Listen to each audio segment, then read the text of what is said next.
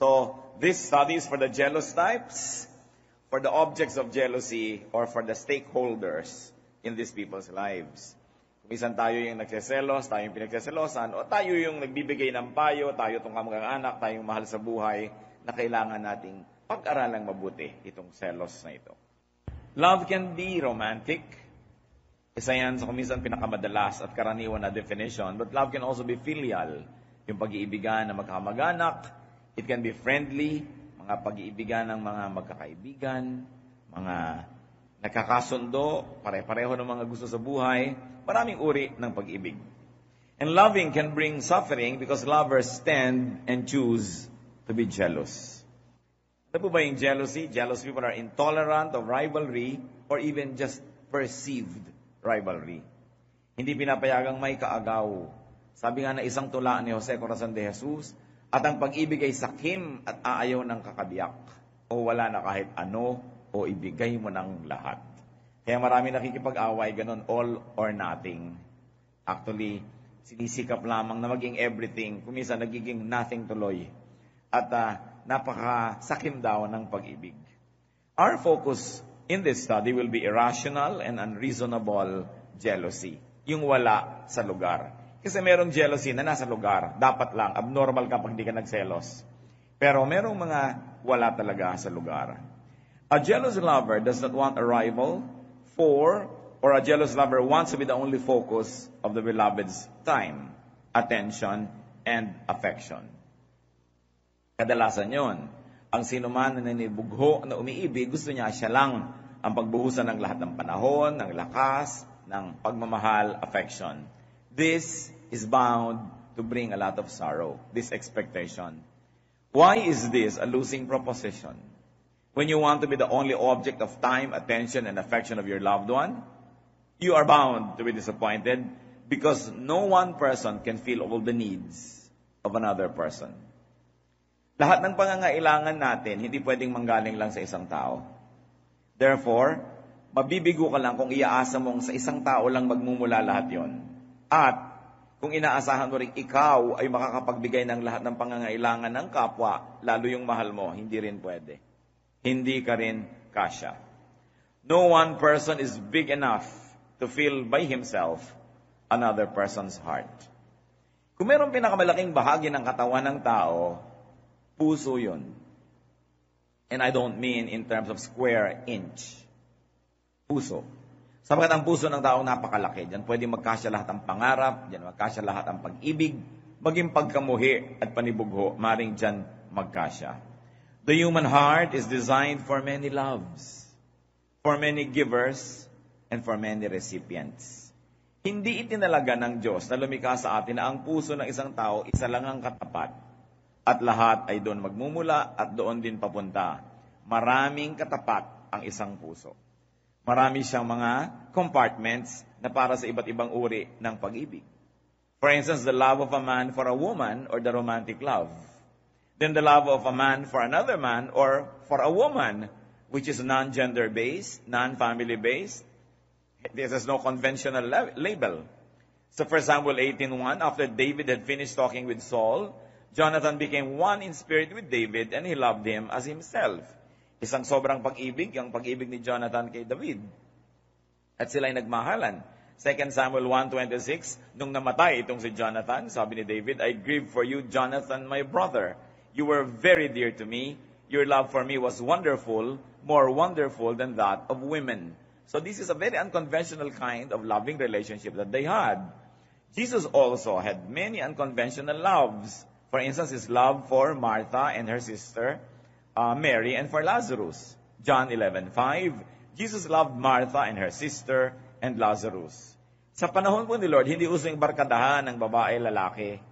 Pero kabarkada niya yung si Martha at saka si Mary. Lagi siyang nasa bahay ng mga yon, doon siya natutulog. It was a very unconventional kind of love.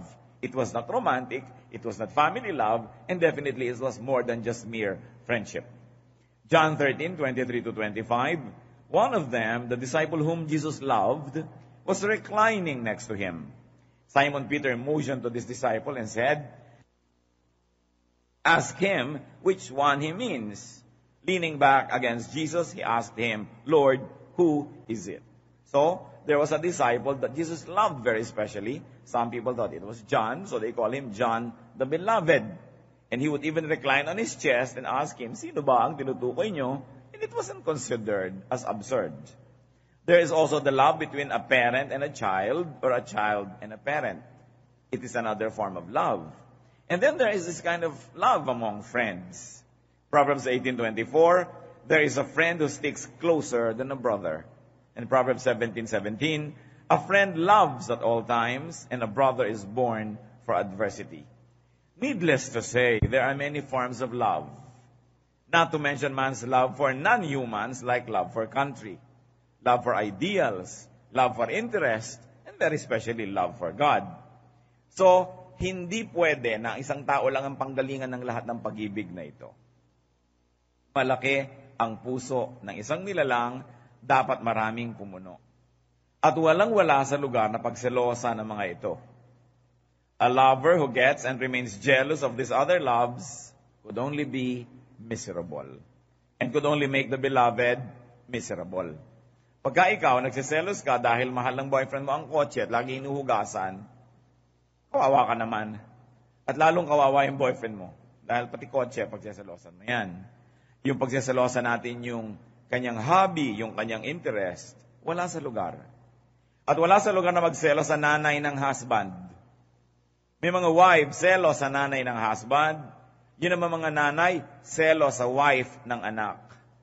May mga nagsiselos sa trabaho, sa basketball o sa golf, nagsiselos sa aso, ganon.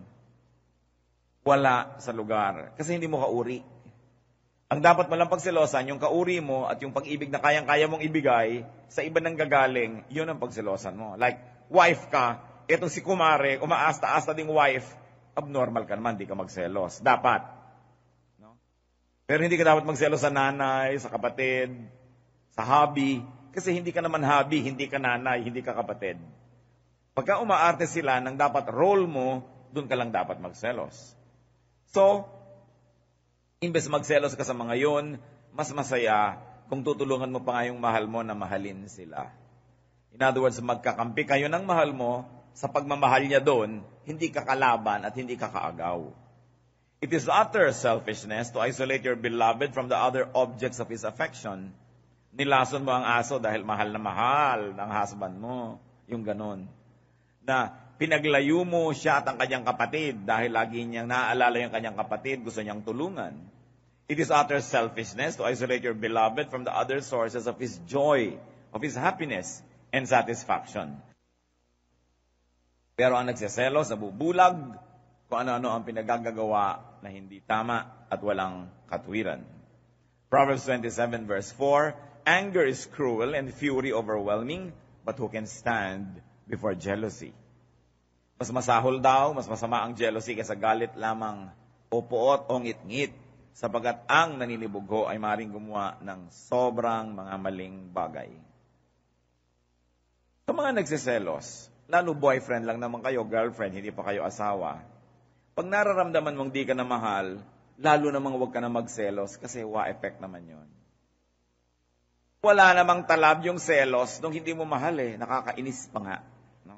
So, seselos-selos ka dahil hindi ka na mahal, lalo lang napapabilis ang pagbura sa'yo sa mundo. Kasi wala ngang effect yun. May effect lang yung pagsiselos pag mahal kita, pero pag hindi kita mahal, huwag kang magselos dyan at baka ihulog kita dyan, di ba? So, wala. Lalo mo lang dinamadali ang pagkasira ng inyong relasyon.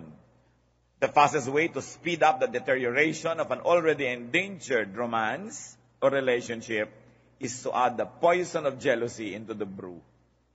Mali. Kahit talagang selos na selos ka na, it will not achieve anything para ipahalata mo pa o para magnag ka pa o manggulo dahil lalo lang lalayo sa iyo ang loob. Instead of being jealous, increase your self-worth. Pinag-uusapan natin dito yung romantic. No? Parang nawawala na siya, na-attract na sa iba. Aaway-awayin mo pa. Wala yon. Increase your self-worth for yourself, to yourself, and perhaps for other people to see. Para panghinayangan ka man lang o pag-interesan kang muli kung sakasakaling nawawala na ng interes sa'yo. Look good. Looking good is a great revenge. In fact, looking good is a very great argument. Dahil nakakapangit yung selos, lalo ka na ngayon na nawala ng ground. So, ang dapat, improve yourself instead of try to destroy the object or the seeming object of your love's affection. Improve yourself. Gayahin mo ang payo kay Ruth sa Ruth 3:3 ng kanyang biyenan. Kaya't maligo ka, magpabango ka, at isuot mo ang pinakamaganda mong damit. Kesa sa pinapabayaan mo na yung sarili mo. Lalo yung mga nagsiselos na asawa, hanggang Asinggan, Pangasinan, nasusundan ang lalaki, na hindi na nakapaghilamos, hindi na nakapag-ayos, talagang puro alikabok na kasusunod. Lalo ka namang hindi attractive nun. Kaya hindi yun magwo-work. When jealous, and for the ultra jealous, anong pwede nating ipayo mga kapatid? Enter God's peace. Mahirap yan. Wala na yatang damdamin na higit mahirap kaysa jealousy. Pero ang kasunod na nun, envy. Pero yung jealousy kasi may involved na love yan for the object. Surrender your bitterness, your jealousy, your envy and anger to God. 1 Samuel 1:10, in bitterness of soul, Hannah wept much and prayed to the Lord. Punong-puno ng kapaitan ng kanyang dibdib dahil hindi siya nagkakaanak. Dahil nagsiselos na siya sa naging ibang mga asawa ng kanyang husband, which was allowed in the Old Testament para magkaroon lang ng anak, hindi magkaanak yung tunay na asawa. Pwede ka magkaroon ng iba para matuloy na lang ang iyong lahi. Pero gano'n na lang ang hinanakit nitong si Hannah. So anong dinaan niya sa iyak? Iniiyak niya sa Diyos. At yun ay dininig ng Diyos. Yung kanyang mga iyak. Find peace in God when you're very jealous. Remember, this message is for the jealous one, for the object of jealousy, and for the stakeholders. Kung hindi kayo yung nagsiselos, hindi kayo yung pinagsiselosan, surely may mga tao sa buhay nyo na pwede nyong payuhan. Kaya dapat pa rin nating suriin at pag-aralan ang masalimuot na bagay na ito. Philippians 4:6-7, do not be anxious about anything, but in everything by prayer and petition, with thanksgiving, present your requests to God. And the peace of God, which transcends all understanding, will guard your hearts and your minds in Christ Jesus. So talagang ang comfort ng Panginoon ang ating pwedeng sulingan, puntahan, silungan, kung tayo ay hirap na hirap sa nararamdaman na pagseselos. Reunite with God. Ano po ba ang ipinahihiwatig ng pagiging sobrang seloso o selosa? Ibig sabihin, sobrang na kayong umattach sa tao, maaari at the expense of your attachment to God. When we're very, very closely attached to God, while we care for other people, even for your spouse or for our children or friends, we will not be shaken too much because our closeness to God will steady us and will give us anchorage and will give us a sense of direction and even shelter. So, pagka sobrang seloso ang isang tao, may posibilidad na malayo ang puso niya sa Diyos. Sobra ng dinyos yung taong minamahal, kaya sobra ng iniinda, kaliit-liit ang mga bagay, totoo man o hindi, na pinagseselosan. Meanwhile, brothers and sisters, there is such a thing as rational jealousy. Yung tama lang. And rational jealousy can be caused by the beloved's one betrayal. Pagka kayo ay mag-asawa, you are bound to be faithful to each other. Naturally, if one is being faithful, the most natural thing for happen is for the other, the victim, to be jealous. Hindi yun irrational. Tama yun. Irrational jealousy na merong office mate yung asawa mo, nagngitian lang, nagselos ka na. Pero inabutan mo magkakalong, hindi ka pa nagselos, abnormal ka. Dapat kang magselos. So ang pinag-uusapan naman natin ngayon, yung dapat. May tama. Sabi nila, pagka merong nagsiselos, ibig sabihin may nagkukulang. Especially kung rational yung jealousy. Hindi naman lahat ng pinagseselosan ay nagkukulang. Pero ang dapat ding isipin ng pinagseselosan, bago siya magreklamo na ang selosa naman ng asawa ko, ang seloso naman ng asawa ko, dapat isipin mo rin baka ka nagkukulang. Kasi ang isang taong busog na busog sa pagmamahal, sa mga assurances, mga patunay at mga patotoo, hindi na laging magiging seloso pa. Malakay 2:14-15. Saksi si Yahweh na ako'y sumira na kayo'y sumira sa pangako ninyo sa inyong asawang pinakasalan ninyo nung kayo'y kabataan pa. Sumira kayo sa pangako ninyo sa Kanya, bagamat pangakong kayo'y magiging tapat sa Kanya. Hindi ba't pinag-isa kayo ng Diyos sa katawan at sa Espiritu? Kaya't huwag ninyong pagtaksilan ang babaeng pinakasalan ninyo nung kayo'y kabataan pa. Kautos-utusan niya ng Diyos. Nagsumpaan kayo, nagpakasal kayo, hindi kayo pinilit. At kahit pa sabihin mong napilitan ka na, pinagpakasal ka na, nanumpa ka na rin, panindigan na yan, may karapatan ng asawang magselos pag siya'y pinagtataksilan. Ngayon, hindi lang sapat na hindi kayo nagtataksil. Dapat mukha ring hindi. It's not enough that you are loyal, you must also look loyal. Now, balik rin natin, it's not enough that you look loyal, you must really be faithful. So, sasabihin mo, wala naman akong ginagawa, ba't ka nagsiselos? Mukha kang may ginagawa Kaya ayusin mo rin yung ginagawa mo. Hindi sapat na wala akong ginagawa, pero mukha namang meron. Malay ba nung tao na wala kang ginagawa?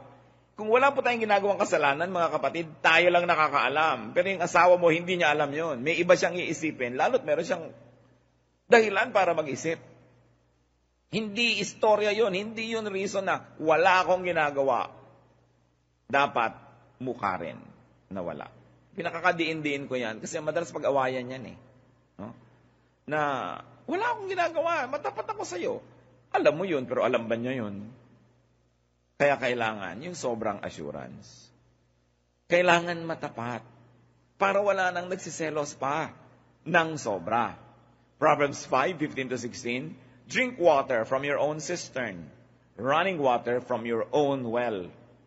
Should your springs overflow in the streets, your streams of water in the public squares? Sabi, kailangan, doon ka lang sa balon mo umiinom. Huwag ka nakikiinom kung kani-kanino. At mo ding hayaan na yung balon mo, napapabayaan, umaapaw na yung tubig niya. No? Lumigwak na sa buong kalsada kasi hindi mo inaalagaan. Napakagandang basahin po ang Biblia kasi punong-puno ito ng mga katuruan, hindi lang pangkalangitan, mga ulap-ulap at mga trumpet-trumpeta, kundi tungkol sa buhay natin araw-araw. Nandun talaga yun. So be faithful to your covenant partner. Rational jealousy can be caused by the beloved's neglect. Sabihin na natin na hindi kayo nagtataksil, pero neglectful naman kayo, negligent. Diba? Magsiselos din siyempre. 5 birthday na, hindi nyo pa naaalala. Diba? Sabi na nasabing masakit ang likod.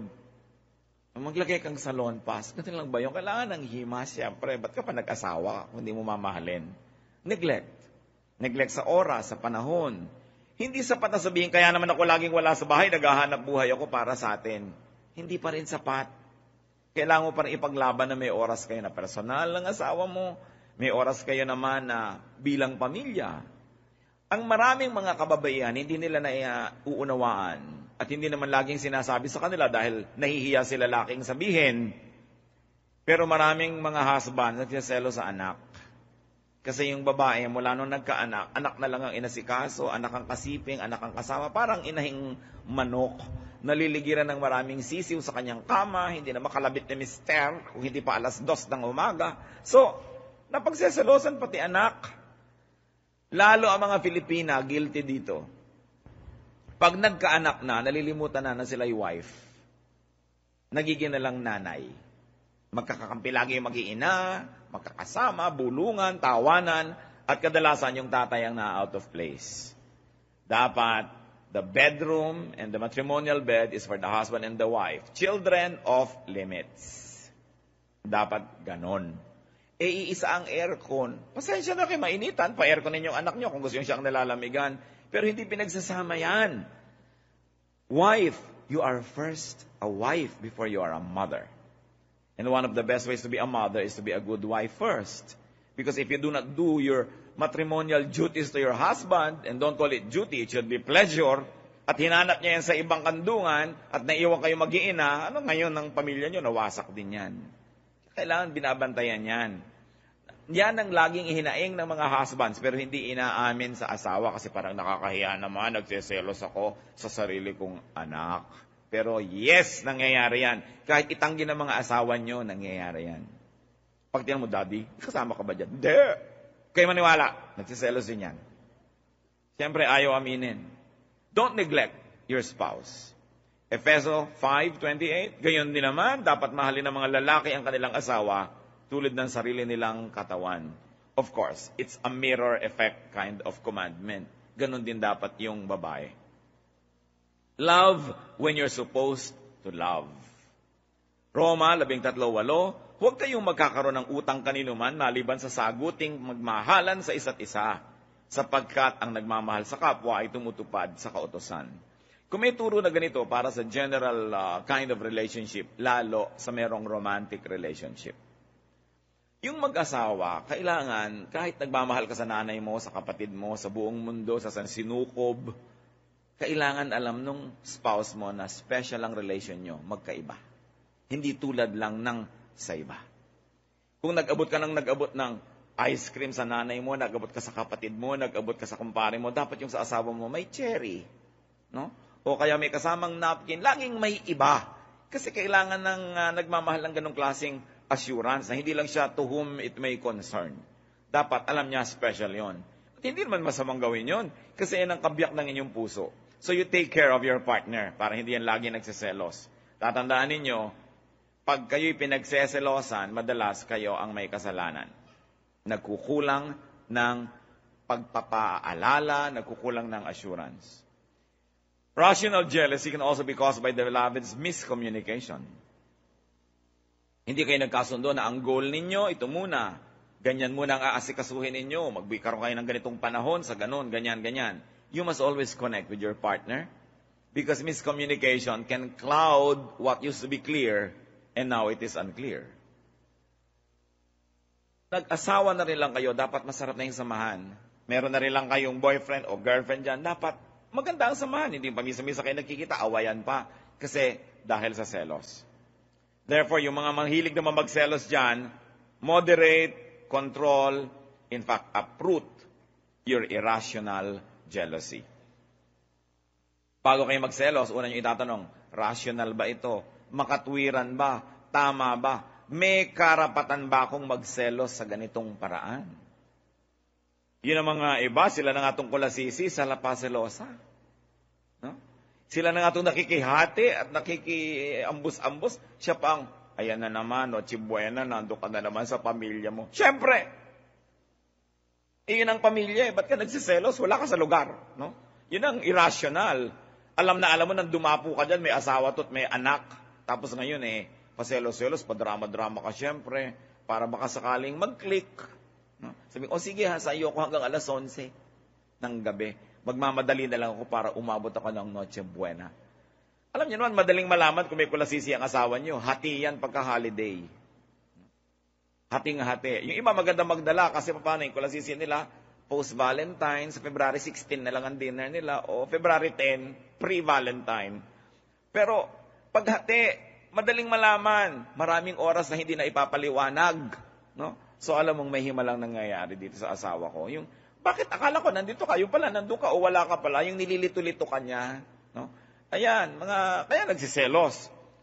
Alam niyo mag-asawa, right ng inyong kabiyak to ask for an accounting for your time. Kasi mag-asawa kayo Dapat mo ipaliwanag, nasan ka kahapon? Anong ginawa mo from 2 to 4? Yung pag tinatanong kayong ganun, huwag kayong mainis. Kasi stakeholder siya sa buhay nyo. Walang pwedeng mangyari sa inyo na hindi siya damay.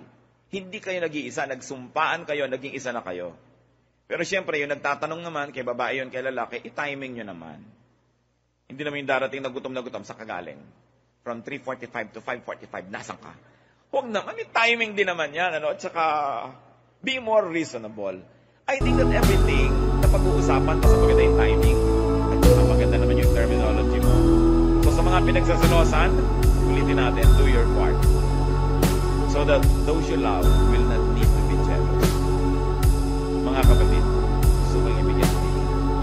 Lalo, wala naman talaga kayong ginagawa na dapat itong selo. Tapos nagsiselo siya na kinapakasaya. Di ba din nga sana kung meron talaga kayong ginagawa tapos nagsiselo siya, hindi sayang yung selos niya. Dahil meron yung wala, nagsiselos pa rin, yung sa'yo nagkukulang kayo. Nagkukulang kayo ng paliwanag, nagkukulang kayo ng pagbibigay ng accounting. At hindi masamang i-account, lalo sa asawa, ang inyong whereabouts. din na asawa na dahil sa hindi magkaanak, nagkaroon ng ibang asawa yung husband niya. Old Testament, it happened. Pero may ginagawa yung husband niya dito sa wife, tunay na wife. For example, 1:4-5. Tuwing maghahandog si Elkanah, binibigyan niya ng tig-iisang bahagi si Penina at mga anak nito. Ngunit, mga natatanging bahagi ang ibinibigay niya kay Ana, sapagkat mahal na mahal niya ito, bagamat hindi ipinahintulot ni Yahweh na ito'y magkaanak. So ito ang talaga, original, pero hiningi ng kanilang kultura na magkaroon siya ng ibang asawa para magkaanak. Pero pag pinapaka niya, isa sa'yo, isa sa'yo, isa sa'yo. Pero yung kanyang love, sa'yo 5 dear. So ito man ang nagkaroon ng anak, ito man ang nagkaroon ng napakalaking connection, may assurance siya na siya yung mahal. Of course, hindi na tayo ganyan ngayon. No? Tayo ay nasasakop na ng ibang mga kaareglohan at kaayusan, pero ganun pa man, dapat special ang pagtingin. Ito sa talagang special. Dapat nating hati-hatiin ang ating puso para sa lahat ng dapat mabigyan. So lalaki, nagkaasawa ka na, pero meron pa rin dapat bahagi ang iyong ina, ang iyong ama sa iyong puso. At kung kasali yung mga kapatid, isali. Meron ka dapat na lugar dyan din para sa mga pinagkakautangan ng loob, sa mga kaibigan. Hindi pwedeng kinalimutan mo na ang lahat dahil nagkaroon ka ngayon ng flavor of the month. Marami tayong pananagutan sa ating kapwa na dapat nating lagi na panagutan, lalo kung sa mga magulang. At ikaw naman na minahal, dapat din naman hayaan mo yung nagmamahal sa iyo na may ibang bahagi para sa iba. Hindi mo pwedeng solohin yun kasi hindi lang naman talaga kayo ang dalawang tao lang sa mundo. Kung lalagay ang lahat sa lugar, magkakaroon ng mas maraming contentment. Tatahimik ang buhay. Love is a gift from God. It must be enjoyed. It must not be suffered from. And one of the greatest spoilers of love, especially romance, is jealousy. Gusto ko pong bigyan ng diin sapagkat madalas mangyari. Mga biyenang babae, hayaan nyo ang inyong anak na lalaking mahalin na manugang nyo. Dapat lang. No? Huwag niyong pagselosan yon. Huwag niyo sasabihin na ngayon sa kanya na nag-i-entrega. Natural, kasi yun na ang asawa. Pero mga anak naman, magbigay pa rin sa magulang. At manugang, hayaan mo naman yung asawa mo magbigay sa nanay niya. Para hindi na kailangang itago sa inyo at hindi na kailangang magsinungaling pa. Kailangan pinag-uusapan nyo ang gano'ng mga bagay na maging tapat sa isa't isa. Remember, ang pwede lang pagselosan, yung kauri mo. Babae ka, asawa ka, tapos may isang babaeng umaating asawa, yun ang pwede mong pagselosan. Pero all the others, dapat tahimik ang buhay. Ba't natin ito pinag-uusapan? Because ang gusto ng Panginoon para sa atin, peace. Peace. Napakaligalig ng isang puso nagseselos. Mahirap dalhin. Hindi ka makatulog, hindi ka makakain, hindi ka mapakali. Yan ay isang parusa sa espiritu ng tao. Kaya kung ikaw kayo maselosin, dapat kang gumawa ng paraan para yan ay mabawasan, maging rational ka rin. At gusto ko ulitin, ang pinagseselosan, madalas may pagkukulang. So kailangan ding mag-isip-isip. Aming Diyos, sa pang-araw-araw naming buhay, nais namin kayong patuloy na sambahin. Nais namin na kaayusan nyo ang maghari sa aming buhay, lalo sa buhay mag-asawa, sa buhay ng mga magkasintahan, sa buhay ng mga taong nagmamahalan at maraming mga mahal sa iba't ibang uri ng paraan. Ituri mo sa amin, Panginoon, na magmahal sa tama, sa tamang panahon, sa tamang paraan, at nang sa ganun ang buhay namin. Higit lalong maging maayos. At sa kaayusan nito, maging malaya kaming maglingkod sa inyo, maging malaya kaming umibig ng aming kapwa, at maging malaya kami na paasensuhin pa ang aming espiritualidad. Alam namin, Panginoon, na ang tao nagagalit, nagseselos, ay napakadali magkasala. At pati yung pinagseselosan, napakadali na rin magalit at magkasala, kaya dapat suriin namin itong pagseselos kung anong ginagawa sa aming buhay. Mangusap po kayo sa amin, payamanin niyo aming isip, patahimikin ang aming mga puso. Magbulay-bulay tayo mga kapatid, isipin natin, ano ang personal na mensahe